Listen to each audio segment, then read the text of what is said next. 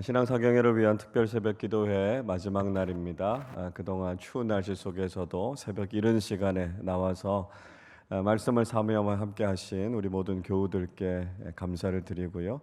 또 새벽 이른 시간부터 섬겨주신 모든 분들께 다시 한번 감사를 드립니다.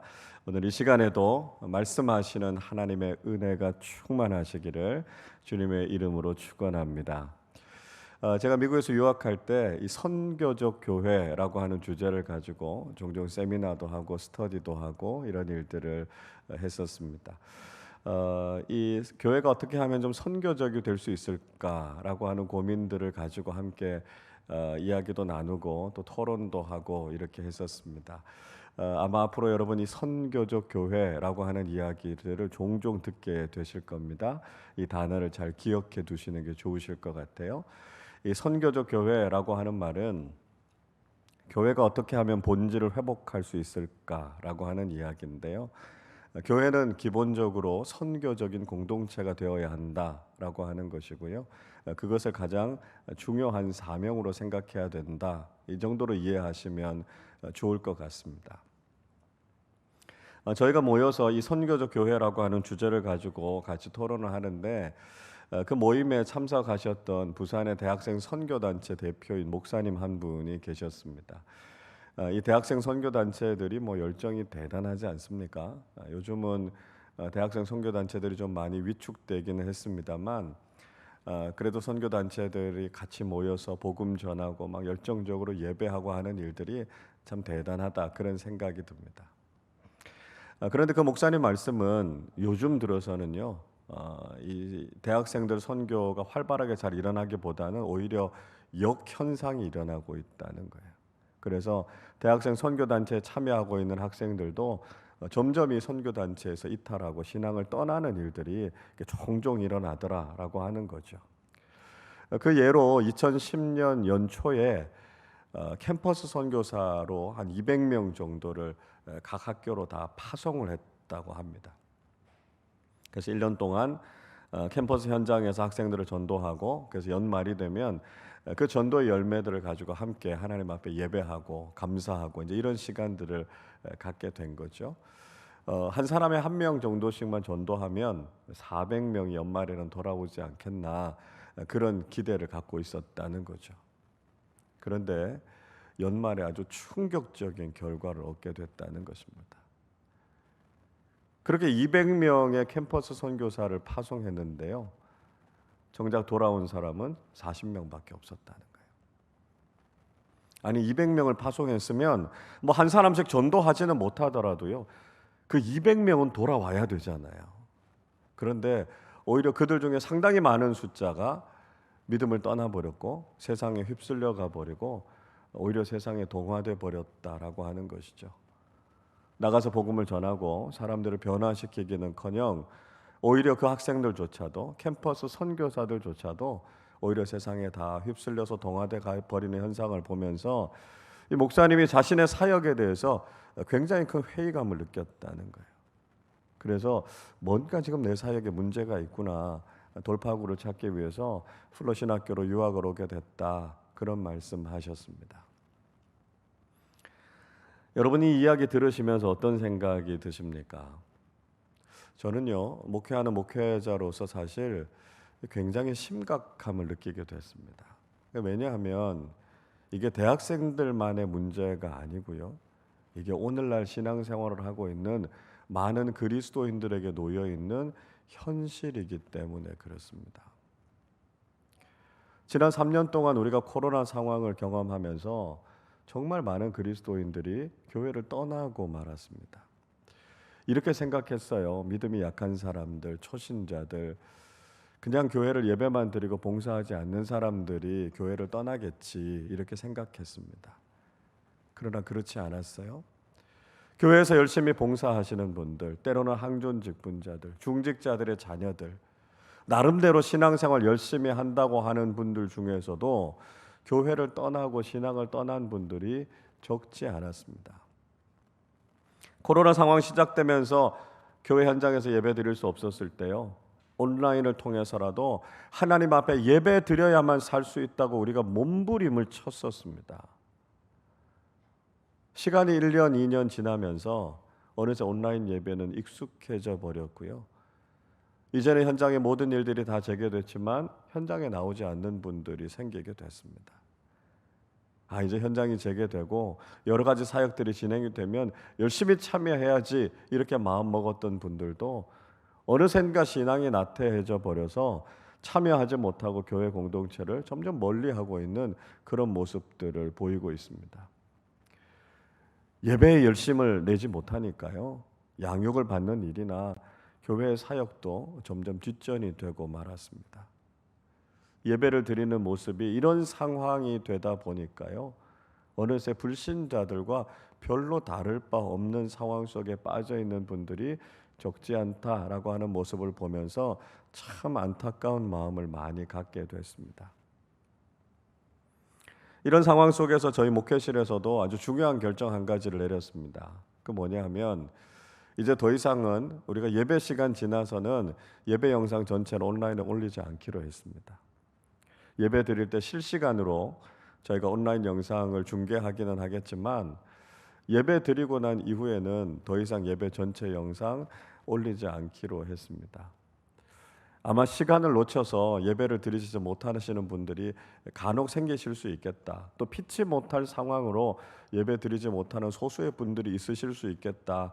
그런 생각은 듭니다. 그러나 어느샌가 온라인 예배를 드리면서 우리의 마음이 많이 해이해져 버렸고요.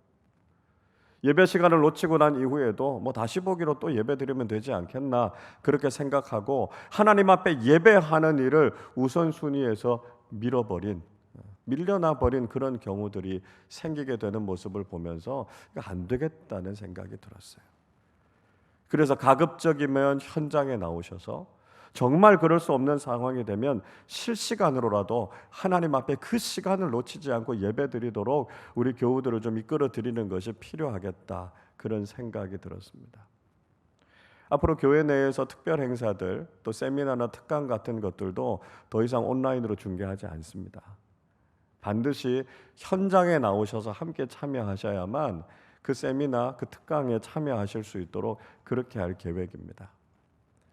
신앙 사경회도요, 현장에서 진행이 되거나 온라인으로 실시간으로만 저희가 중계해드리고 예배 영상이나 설교 영상도 올리지 않기로 했습니다. 그러니까 신앙 사경회 은혜 받기 원하시는 분들은 반드시 현장으로 나오시거나 그렇지 않으면 실시간으로 온라인으로 참여하셔야만 말씀을 들으실 수 있습니다. 부득이하게 이렇게 조치할 수밖에 없었다라고 하는 부분을 여러분이 꼭 양해해 주시고요. 가급적 현장으로 나오셔서 말씀의 은혜를 풍성하게 경험하실 수 있기를 바랍니다. 부활하신 주님께서 제자들에게 참 귀중한 명령을 주시지 않았습니까? 그건 선교적인 명령이었습니다. 마태복음 28장 18절부터 20절까지 이렇게 말씀하시죠.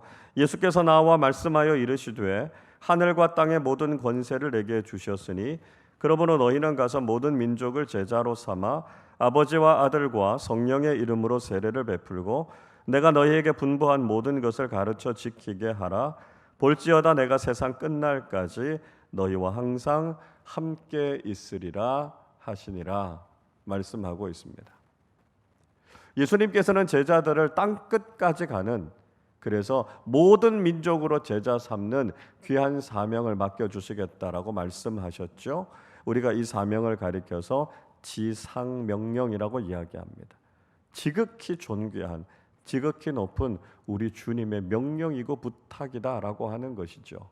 모든 제자들, 모든 그리스도인들은 이제 땅끝을 바라보면서 예수 그리스도의 복음에 증인된 사명을 잘 감당하라 하는 것을 주님께서 부탁하신 것이었습니다. 사도행전 1장에서도 같은 맥락의 말씀을 하고 계시지 않습니까? 승천하시기 전에 예수님께서 제자들을 다 불러 모으시고 그들에게 말씀하셨습니다. 사도행전 1장 8절 이렇게 말씀하지요. 오직 성령이 너희에게 임하시면 너희가 권능을 받고 예루살렘과 온 유대와 사마리아와 땅 끝까지 이르러 내 증인이 되리라 하시니라. 예수님께서는 제자들을 향해서 그들이 복음의 증인이 될 것이라고 말씀합니다. 예루살렘과 온 유대, 사마리아와 땅 끝까지 이르러서 오직 예수 그리스도의 복음을 증거하는 주님의 증인으로 서게 될 것이다 말씀하셨습니다. 제자들은요, 예수님의 부활을 경험하고 난 이후에 이제는 정말 주님의 증인으로 살 수 있다라고 하는 확신이 있었습니다.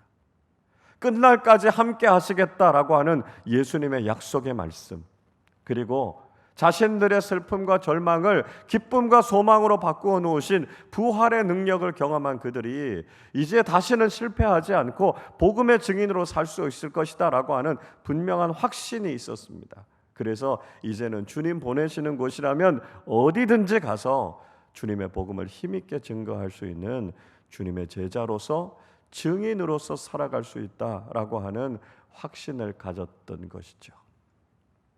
그런데요, 예수님의 생각은 좀 달랐던 것 같습니다. 지금은 부활하신 주님을 만난 그 소망, 복음에 대한 열정을 가지고 다시는 실패하지 않고 주님의 제자답게 살아가겠다 그들이 결단했지만 그들의 인간적인 결단은 결국 또 꺾일 수 있다는 것을 아셨습니다. 그들 스스로는 복음의 증인으로 살아갈 수 있는 능력이 없다는 것을 주님께서 아셨던 것이죠. 그래서 하나님께서 그들에게 능력을 주시지 않으면 그들이 예수님의 제자로 증인으로 살아갈 수 없다라고 하는 것을 주님께서 분명히 아셨다는 것입니다.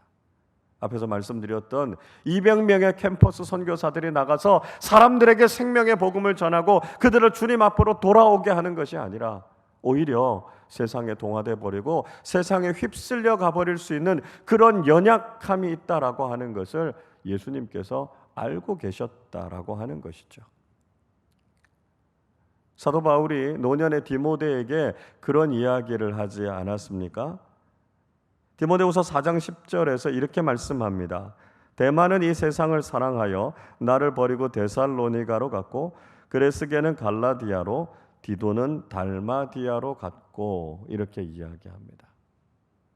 바울은요, 사명이 있어서 제자들을 그곳으로 파송한 경우들도 있었지만 바울을 떠나서 세상으로 떠나버린 제자들도 있었습니다. 그 대표적인 사람이 데마라는 사람이었습니다. 데마는 바울과 함께 복음을 전했던 동역자였습니다.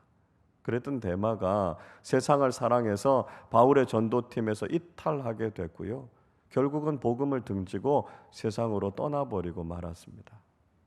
정확하게 어떤 이유 때문인지는 알 수 없지만 데마는 세상의 유혹을 받아서 결국은 주님의 곁을 떠나버렸고 복음을 등지고 떠나버렸다라고 하는 것이죠. 제자들에게도 마찬가지다라고 하는 것입니다.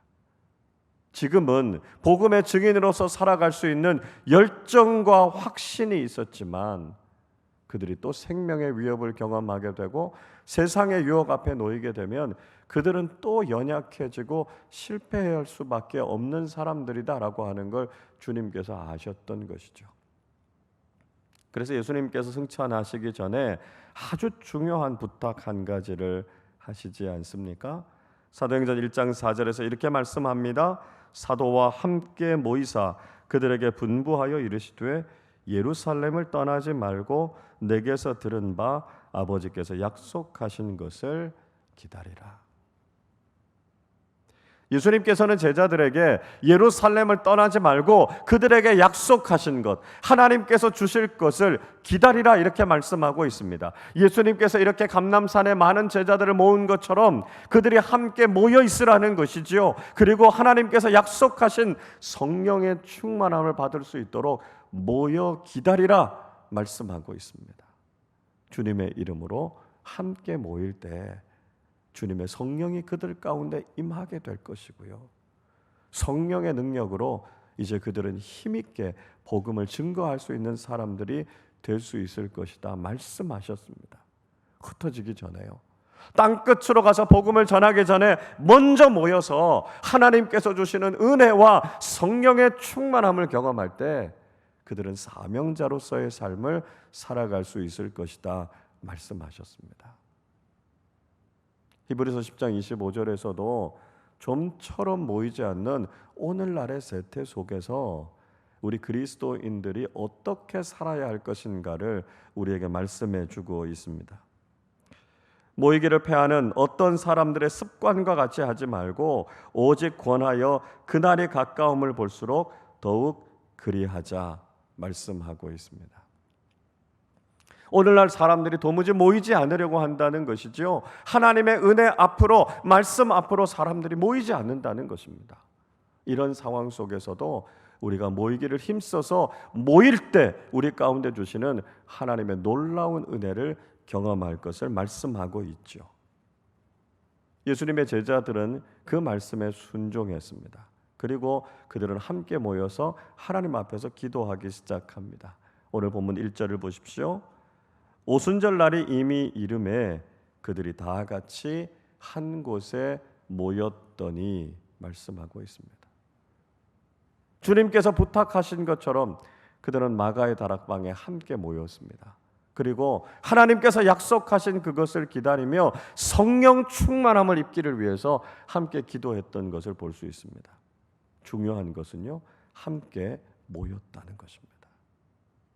그들의 모임 가운데 성령님께서 임하셨다고 말씀하고 있습니다. 이것이 우리에게 보여주는 것이 무엇이겠습니까?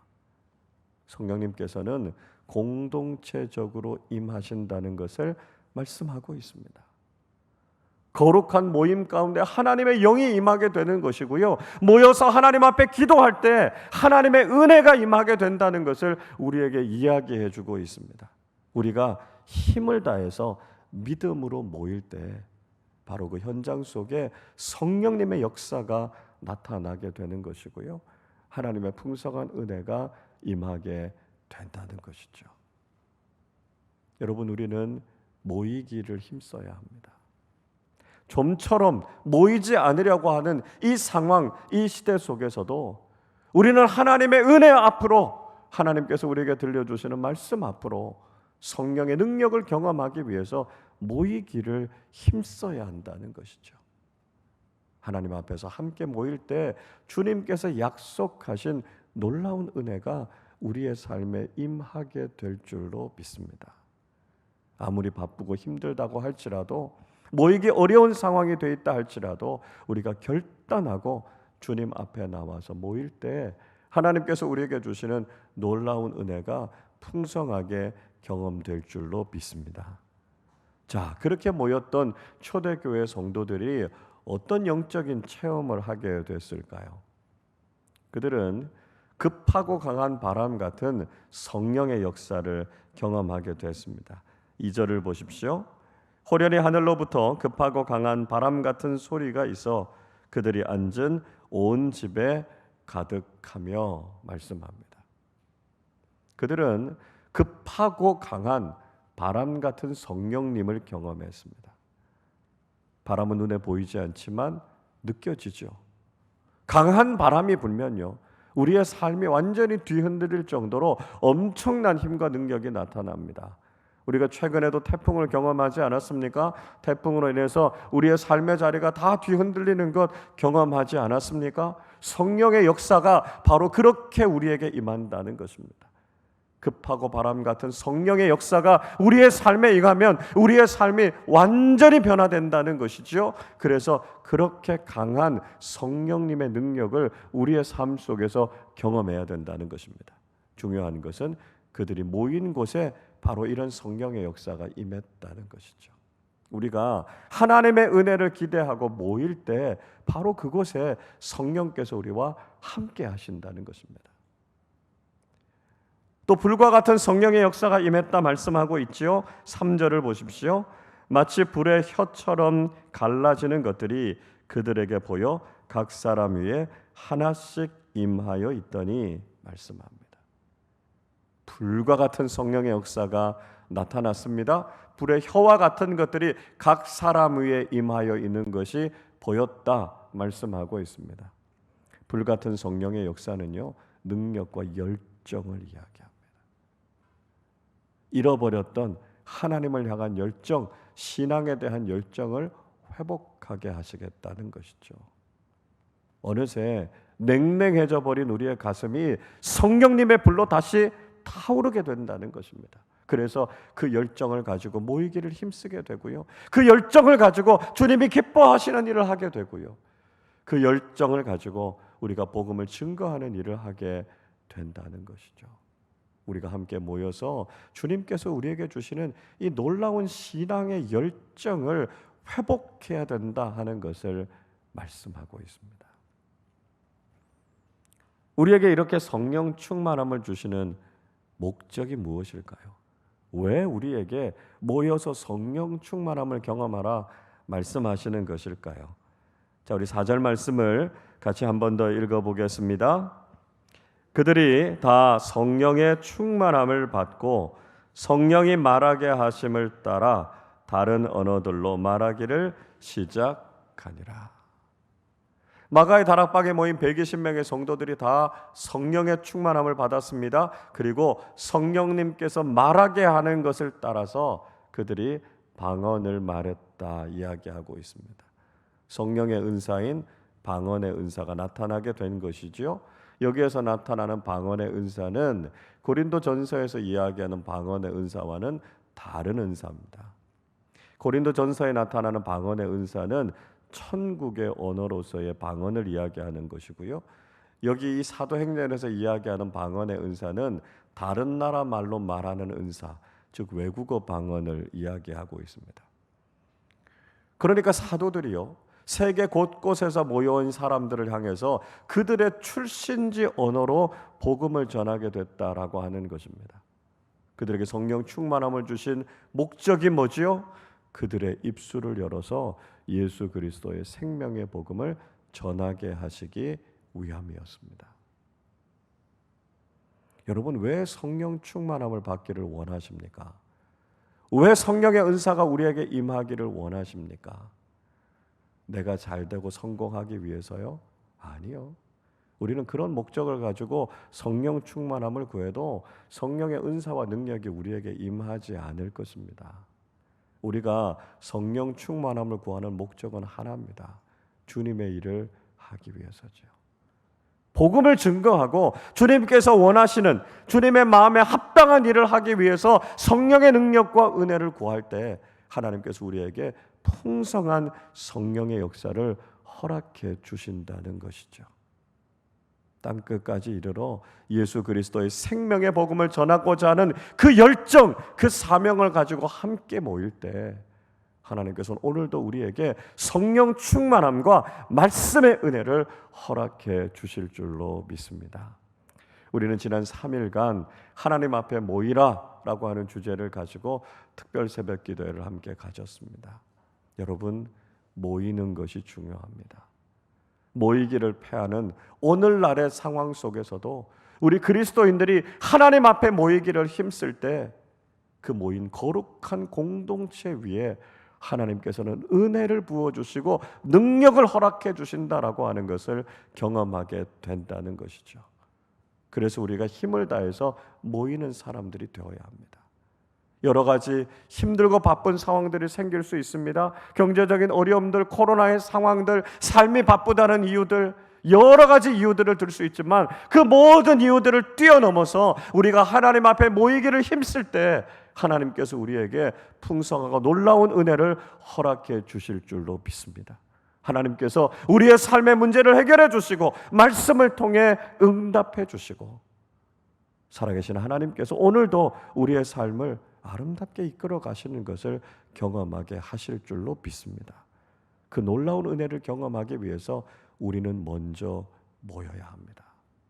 사랑하는 가족들, 우리 작은 교회 식구들, 그동안 함께 출석하지 못했던 모든 교우들 함께 연락하셔서 여러분 이 자리에 모이실 수 있기를 바랍니다. 이 신앙 사경회를 통해서 우리가 모이는 일에 얼마나 열정과 헌신을 가지고 있는지 하나님 앞에 보여드리실 수 있기를 바랍니다. 함께 모이는 거룩한 공동체 위에 임하시는 성령의 역사와 말씀의 은혜를 우리 모두가 경험하고 일생을 살아가는 동안 주님께서 맡겨주시는 귀한 사명에 충성을 다하는 우리 모두가 되실 수 있기를 바랍니다. 이 한 주간 이 귀한 말씀 집회를 통해서 거룩한 모임 위에 임하시는 성령의 역사와 말씀의 은혜를 충만히 경험하고 하나님께서 기뻐하시는 믿음의 길을 걸어가는 우리 모두가 되시기를 주님의 이름으로 축원합니다.